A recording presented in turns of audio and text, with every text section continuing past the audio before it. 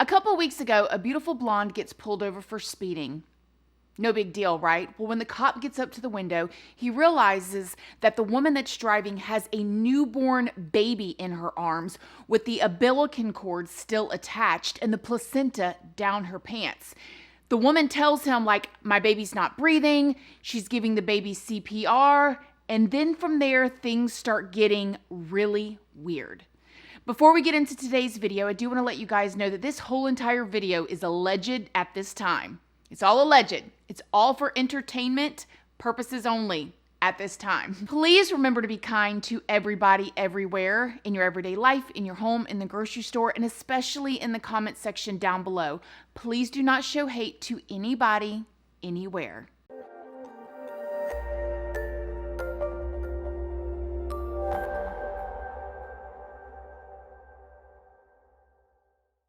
Good morning, my lovelies, my beauties, my friends. My name is Christina and welcome to my channel. If you're new here, thank you so much for clicking on this video. I really hope that you will subscribe, stick around, take a chance on hearing some things that I have to say. And if you are a returning subscriber, y'all already know, y'all are my babies. So good morning, good morning, good morning. How is everybody doing today? I hope you all are having an amazing day. This is you guys, I can't with y'all. I cannot messing around with y'all. Always messing around with y'all. Listen, I thought that Florida was wild. Texas, you Texans, y'all are giving us a run for our money. Okay, so let's talk about this. You guys remember the Megan Formuska case, right? Well, I know a lot of you guys have been asking me for an update on that. If you don't know, there are these videos here. I think I have 4 of them on my channel. She is still waiting to go to court. It just keeps getting put off for different reasons. Well, we have another style like that, but this just happened a couple weeks ago in Texas. You guys, this is really super duper wild. Before we get into it though, I do want to let you guys know, if you don't already know, hi, my name is Christina. I do have a second channel, which is Casually Christina. I do things more casually over there. I also have a Patreon. My Patreon is for 18 and up. I do some, more personal story times, stuff like that. We go live. It's a good time if you're 18 and up and you'd like to join.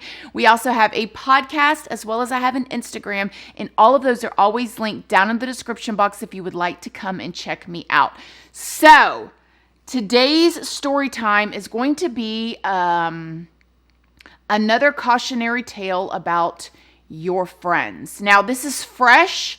This just happened a couple weeks ago, and there's going to be a lot more that's going to come out on this. I will follow this as long as I can. But with that being said, I do want to let you guys know that everything is alleged.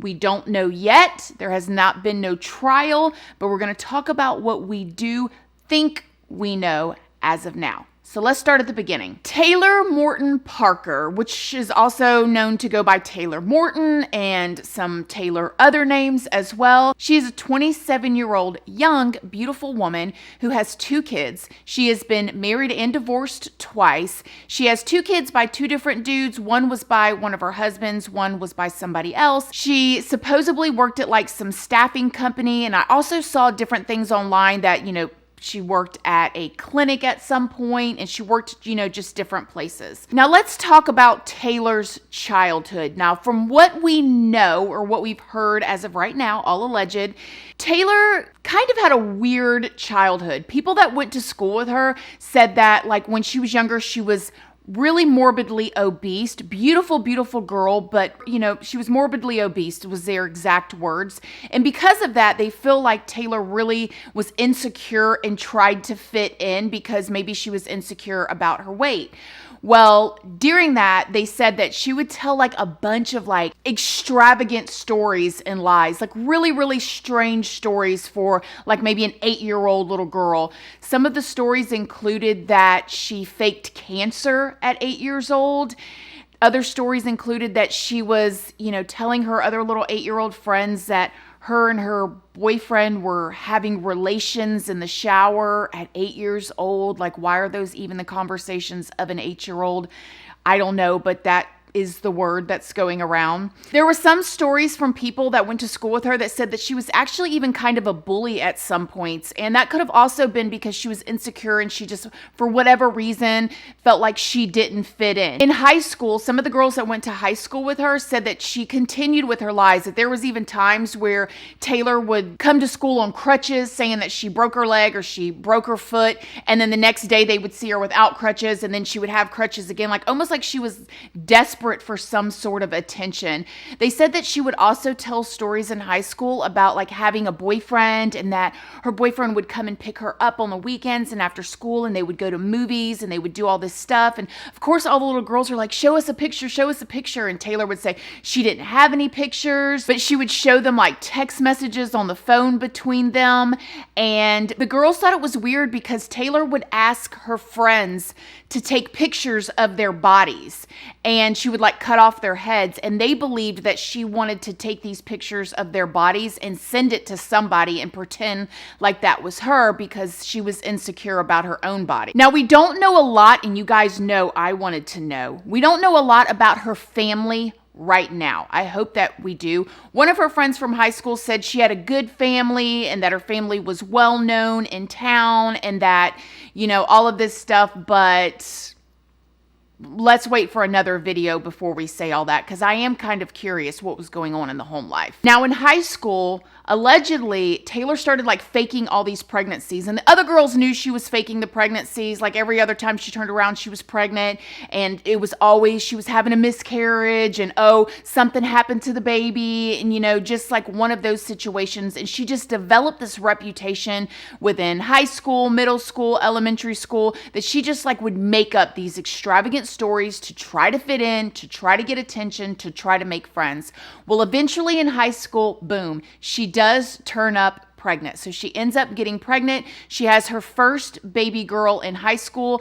And the rumors from the other girls is they felt like she got pregnant just to finally prove to everybody that she could get pregnant because she had told so many stories about being pregnant and all of this stuff. Now, that's what they believed. Now, I told you guys that she did end up getting married and divorced twice, and she had 2 different kids, you know, continuing on in life, one with one of her husbands, one with somebody that she was not married to. During some time, she allegedly, what people are rumoring to say right now, got a lap band and just like dropped all of this weight. Now, there are Facebook groups and Facebook posts of like a tummy tuck group, you know, like they have different surgeries and stuff. And she was in these tummy tuck groups talking about like how I guess she had worked for a doctor and that the doctor was giving her a discount or something like that. But that was a tummy tuck group. Now, a tummy tuck and a lap band is 2 totally different things, okay? But the friends believe she got some sort of lap band. We saw she was in a tummy tuck group. Nevertheless, she had some sort of surgical help that helped her somehow, you know, change her body composition. Now, a tummy tuck is just going to help you with your tummy and maybe some lipo. A lap band is going to help you with weight all over. So we don't know, but either way, she changed her body. Now, one of her friends that was talking about this said that when she saw Taylor afterwards, that she had so much more confident. You know, she had dropped all this weight. She felt so good about herself. She was just carrying herself different. And, you know, her friend was like, wow, you look really good, you know, And that Taylor had just, you know, kind of changed her look in that way, had a little, what she would consider glow up. Now, I want to stop this and say, if you've got some weight on you, that does not mean you need to, you know, go, whatever. Like that is not, I'm just telling Taylor's story. Please don't compare yourself to Taylor. Taylor was also known by her friends to delete Facebook pages and restart them. Now, I know people that are like this as well. They have like 4 or 5 different Facebook pages and they start them over like every time they break up with somebody or every time they get caught in like some sort of thing, then they create a whole new identity online, a whole new Facebook, a whole new group of friends and all of that. And supposedly that is what Taylor would do as well. She would like, anytime she got caught up in something or divorced somebody or did something like that, she would just completely try to change her identity, whole new friends, and reinvent herself every single time. Also, though, an issue with this is that allegedly, Taylor didn't want her own family on her Facebook. She was hiding some things from her family. We don't know what all yet, but we do think we know one thing, and we are going to get there in a second. Now, also during this time, Taylor meets this beautiful young woman named Reagan. Now, we don't know as of right now all the details of their friendship, but right now it is rumored that they became friends online. Facebook friends, they connected that way, is what we think as of now. Reagan had a beautiful daughter and she had a husband. And this year she ended up pregnant. So she was having her second child, her second little girl. And during some time before this, she met Taylor online, and Taylor actually went and photographed her wedding for her. So she did her wedding pictures and all of that stuff. And then other than that, they would talk online. And you know how it is. You know how we are on social media. Oh my gosh, girl, I love your shirt. Like, congratulations. You're posting, you're loving stuff, you're ha-haing, that type of thing. Taylor, as of this year, is now dating a dude named Wade. Now, Taylor started telling everybody this year, yay, I'm pregnant. She said she's pregnant with her third child.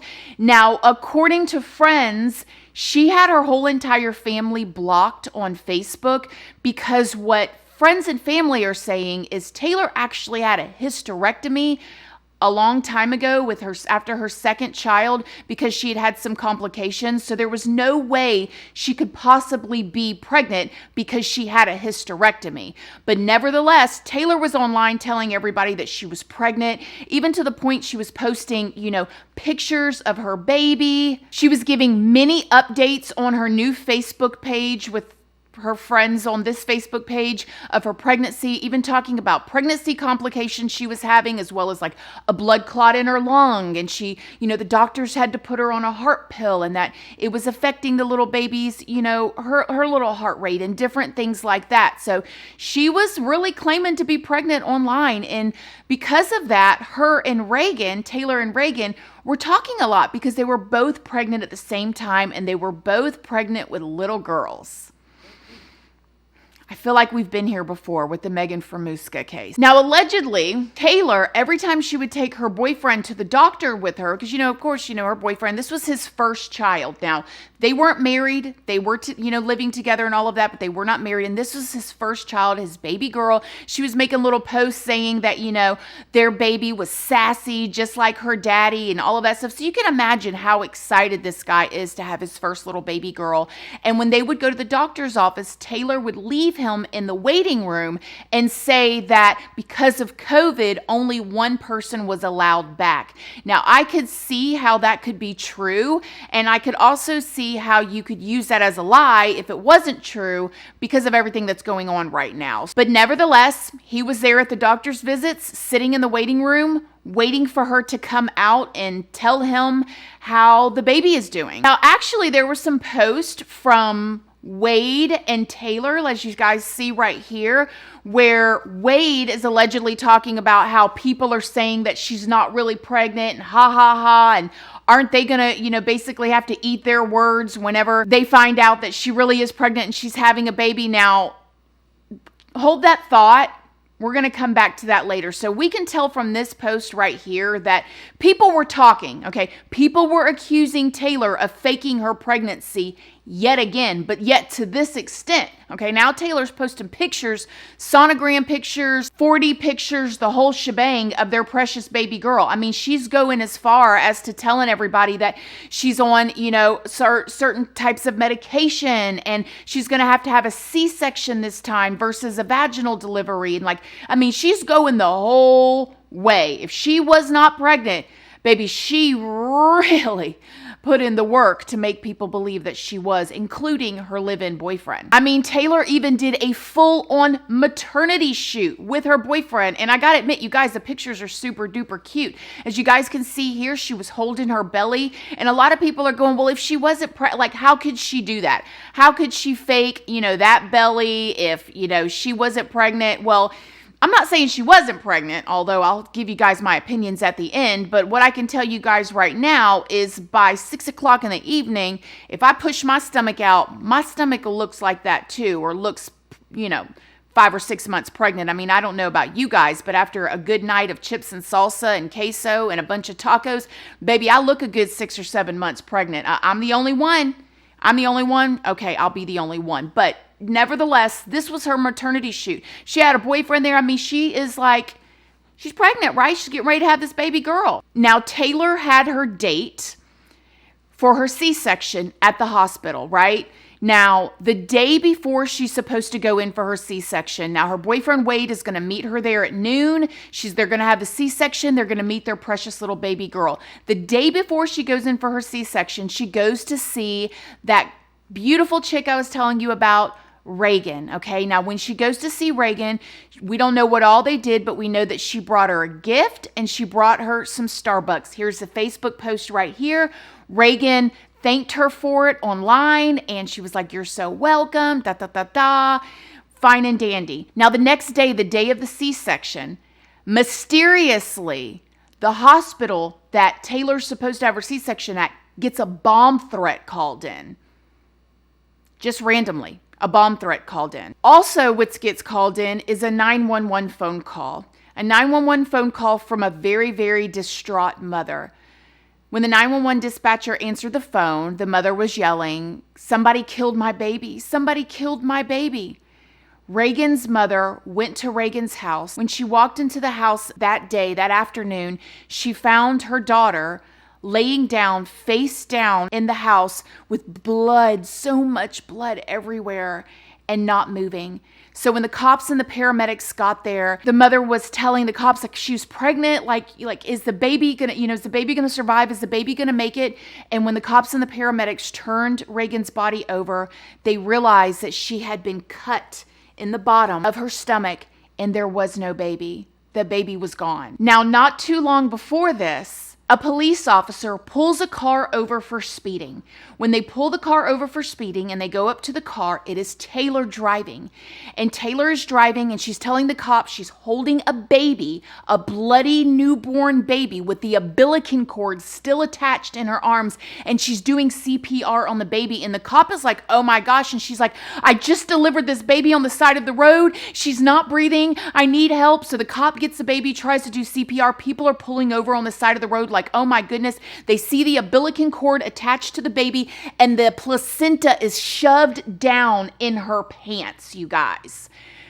So the cop, obviously feels like she just had this baby, like the umbilical cord and everything attached is coming out of this woman's pants. So they call the ambulance and they take them to the hospital. The baby does not make it. The precious little baby girl does not survive.